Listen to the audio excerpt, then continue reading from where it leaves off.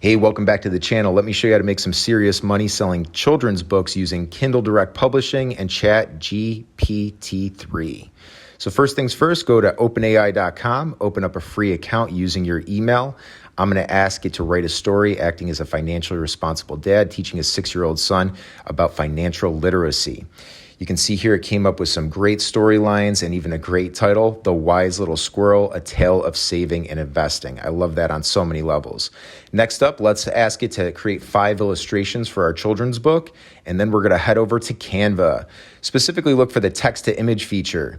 We're going to use those prompts from ChatGPT 3, and we're going to create some great images that we can use to compile our story.